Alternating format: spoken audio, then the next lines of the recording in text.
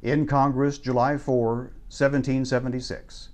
The unanimous declaration of the 13 United States of America. When in the course of human events it becomes necessary for one people to dissolve the political bands which have connected them with another, and to assume among the powers of the earth the separate and equal station to which the laws of nature and of nature's God entitle them, a decent respect to the opinions of mankind requires that they should declare the causes which impel them to the separation. We hold these truths to be self-evident, that all men are created equal, and that they are endowed by their Creator with certain unalienable rights, that among these are life, liberty, and the pursuit of happiness. That to secure these rights, governments are instituted among men, deriving their just powers from the consent of the governed, that whenever any form of government becomes destructive of these ends, it is the right of the people to alter or to abolish it, and to institute new government, laying its foundation on such principles and organizing its powers in such form as to them shall seem most likely to affect their safety and happiness. Prudence indeed will dictate that governments long established should not be changed for light and transient causes, and accordingly all experience hath shown that mankind are more disposed to suffer, while evils are sufferable, than to right themselves by abolishing the forms to which they are accustomed. But when a long train of abuses and usurpations pursuing invariably the same object evinces a design to reduce them under absolute despotism, it is their right, it is their duty to throw off such government and to provide new guards for their future security. Such has been the patient sufferance of these colonies,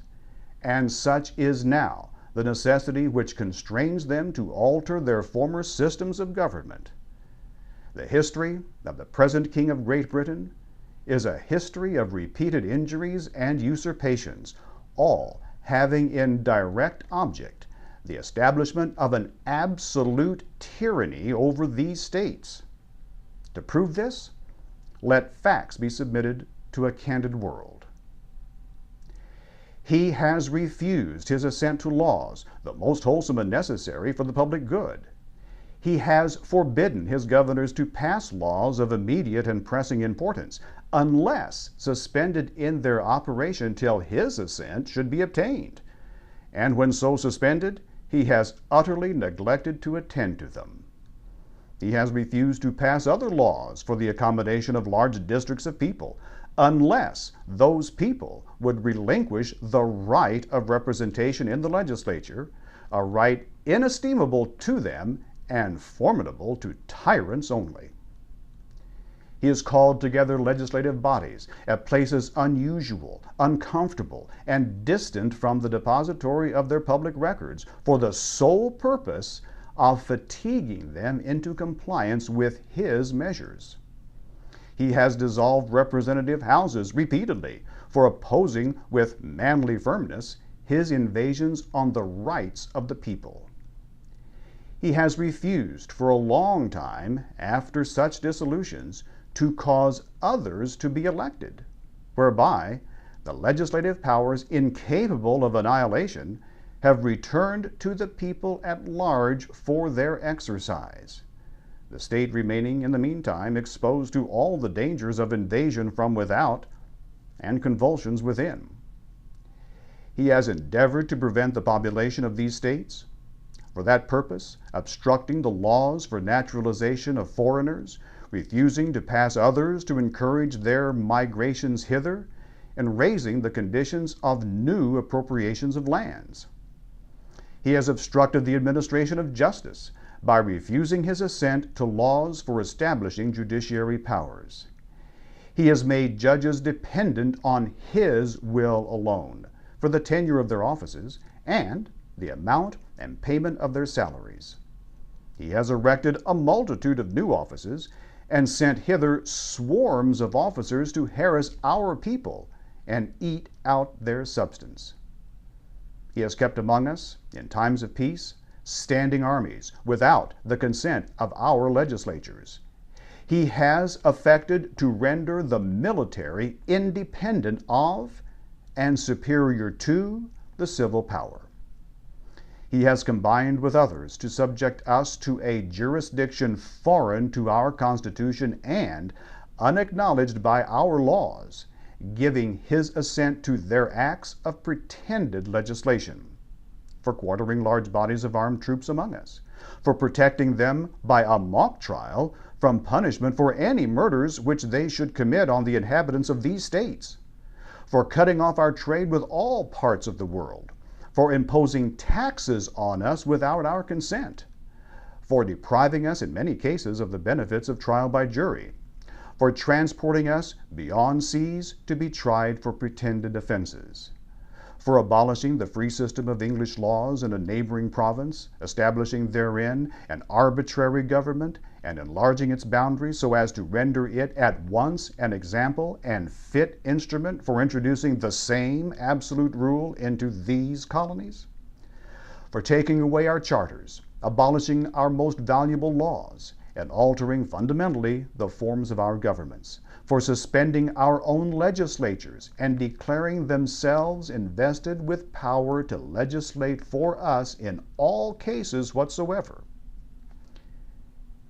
He has abdicated government here by declaring us out of his protection and waging war against us.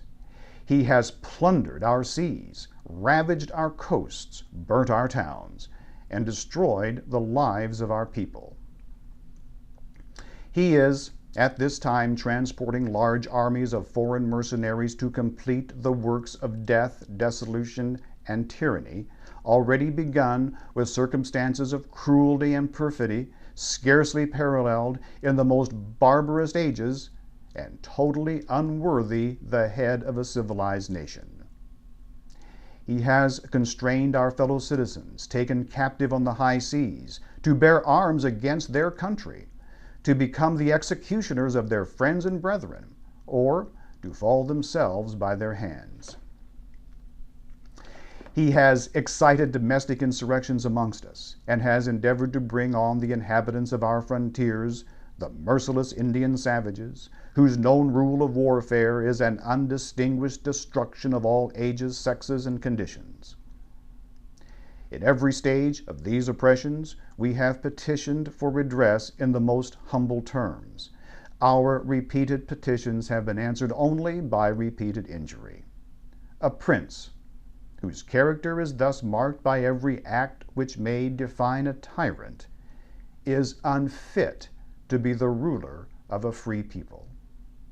Nor have we been wanting in attentions to our British brethren. We have warned them from time to time of attempts by their legislature to extend an unwarrantable jurisdiction over us. We have reminded them of the circumstances of our emigration and settlement here. We have appealed to their native justice and magnanimity, and we have conjured them by the ties of our common kindred to disavow these usurpations which would inevitably interrupt our connections and correspondence. They too have been deaf to the voice of justice and of consanguinity. We must therefore acquiesce in the necessity which denounces our separation, and hold them, as we hold the rest of mankind, enemies in war, in peace, friends. We, therefore, the representatives of the United States of America, in General Congress, assembled, appealing to the Supreme Judge of the world for the rectitude of our intentions, do, in the name and by authority of the good people of these colonies, solemnly publish and declare that these united colonies are, and of a right ought to be, free and independent states, that they are absolved from all allegiance to the British Crown, and that all political connection between them and the state of Great Britain is and ought to be totally dissolved, and that as free and independent states they have full powers to levy war, conclude peace, contract alliances, establish commerce, and to do all other acts and things which independent states may have right to do. And for the support of this declaration, with a firm reliance on the protection of divine providence, we mutually pledge to each other our lives, our fortunes, and our sacred honor.